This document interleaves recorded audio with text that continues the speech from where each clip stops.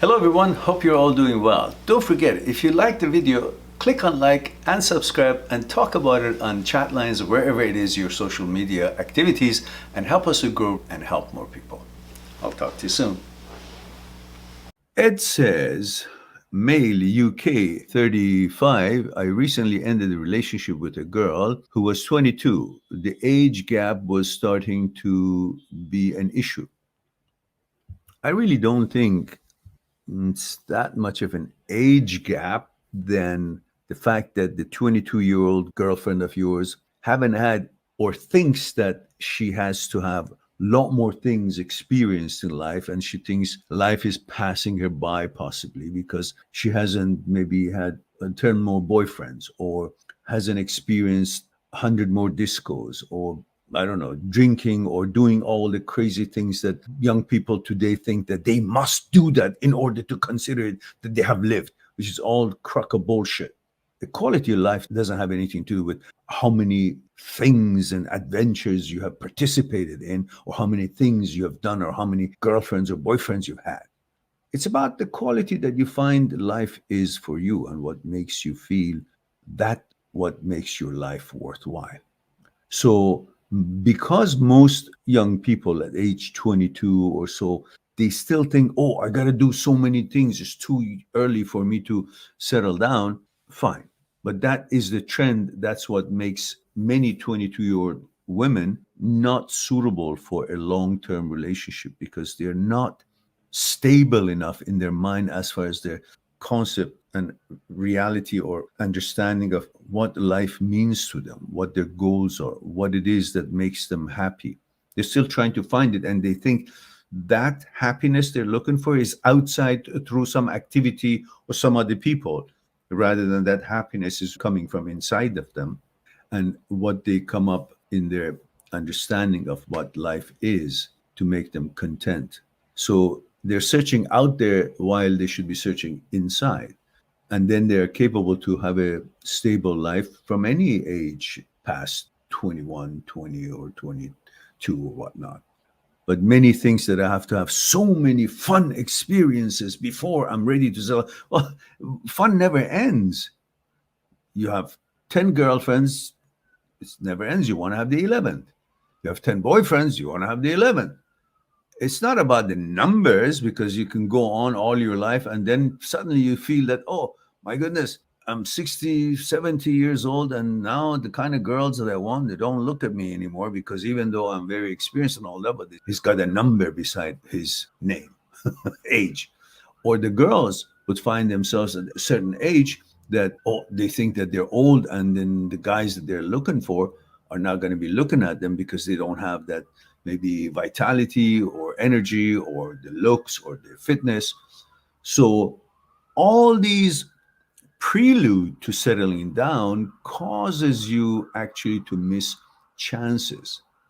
So all these girls who are at age 20, 21, 22, 23, 24, 25, and they still think they got to do all kind of shit before they're ready. Well, that's not how to get ready.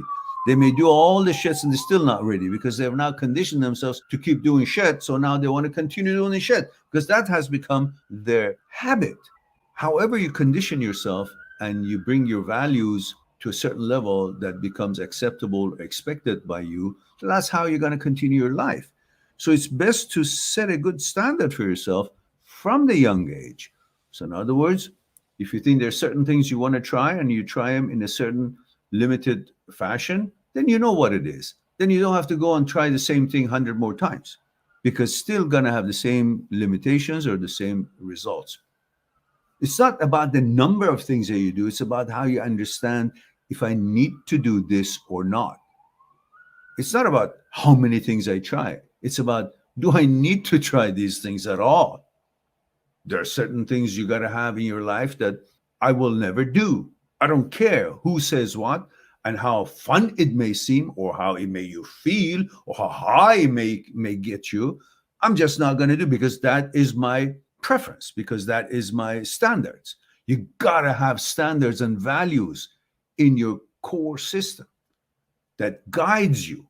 You can't just say anything goes. Okay, Well, that's why then the government can get you to think about anything and do anything because they say it's okay now. And what they say it's okay is because it benefits them. Some politician, some asshole somewhere that has planned in certain way to sell something or change the environment, the society, and the rules and the protocol of conduct. It's to their advantage for their plans. All these wealthy people come up with all cockamamie ideas, and they're now teaching kids in the schools things that it shouldn't be concerning them at that age. They're exposing to things that they shouldn't be. So if you allow yourself to be open to anything goes, then you will be a prey for the ones who want to take advantage of you, whether some individual in the street or the governmental bodies that will condition your mind, your brain to their advantage, to become their stooge and to become their tool for their system and what they feel is their pleasure. So you have to have a principle that there are certain things I won't do. I don't care how they say makes you feel if I use cocaine, I'm not going to use it. Why? Because that's my value. I don't want to be out of it. I want to be sober. I want to be see what's happening. I want to make decisions with clear head. I don't want to be controlled by anything. Alcohol, drugs, whatever else habits may be. I don't want to be controlled by anything. I want to be controlled by my wisdom, by my awareness. If you have these values, then you will know at what age, how many different things, and which things is okay for you to try, and when you will stop trying, and then learn from it and say, okay, now I have created my persona. I know enough to know what I want in life, and I'm ready to maybe build something, or maybe have a relationship, a long-term relationship, committed relationship, or I want to continue my career, or I want to continue my research, or I want to, I don't know, what are sports, whatever it is that you want to do. But there has to be a time for you to figure it out based on certain things that you think is necessary for you to help you to figure things out. Rather than, oh, well, it's fun, so I want to do this too. Oh, I haven't had enough fun. Well, fun never ends because every fun is good. It makes you feel good, right? But you got to focus on the fact that what makes you feel good must also be good for you. If what makes you feel good is not good for you, then that should not be considered as something you want to do. So always remember, it's not enough that something makes you feel good. It has to make you feel good and also good for you. Drugs maybe makes you feel good. Many say so, but it's not good for you. Alcohol maybe makes you feel good, use it in excess, but it's not good for you. Every drop of alcohol is going to kill cells in your liver and your brain. So nothing good about it. All these mind enhancing substances, they're all not good for you. They may make you feel good. So you have to understand there's a difference between feeling good and if what makes you feel good is also good for you. That's what should be one of the rules that you would set for yourself in order to create that healthy lifestyle and experiences that necessary and experiences that are not necessary, so get on with your life as wholesome as you can. Coming back to Ed, says, I'm wondering if I have left it too late in life to meet someone to have. No, you haven't. You're 35. Usually, men have their best time in life between 40 and 50. So you still have time to find the right woman. And usually, women of 26-year-old and up would be very interested in a 40-year-old man because they feel he's wise enough, he's experienced things enough, he has created a career, he can provide now. So it's a safe bet, possibly. And he has had enough experiences and ups and downs in life that he can appreciate a woman as he should.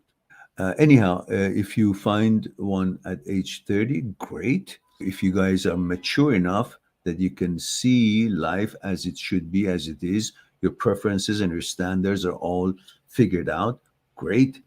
If not, and you haven't found the right girl and you happen to be around 40, don't lose hope. That's one of the best time of your life that many qualified women, whether experienced and mature or still in their mid 20s or late 20s, they are still gravitating toward the quality man that is in that age range. So it's not late. Be patient and don't forgo your standards and expectations until you find the right one. And if they're just beautiful and fit and sexy, that's not enough to make a good relationship with. The relationship is made in your consciousness. When two people are bonded on conscious level, then they will have a chance to have a longer relationship and more serious relationship. Otherwise, that beauty and sexuality is important, very important, but it shouldn't be the only thing because it never works on its own alone. It doesn't. If that was the case, then all these gorgeous women in Hollywood and the handsome men in Hollywood, when they get married, many of them have, they should have stayed for a long, long time, but they don't. They get divorced. Why? Well, they're both good looking. So looks is not going to be the one that is determining factor in a longevity of a relationship. It's what's common in your values and the content of your consciousness and how your consciousness bonds. And that's the level where love takes place and the relationship gets solidified. Subscribe on my channel, visit my channel, and go through the videos that you might be interested in. Mind@seekstruth.com is making it one step away to talk to me one-on-one on Skype and discuss what's concerning you. I'll talk to you soon.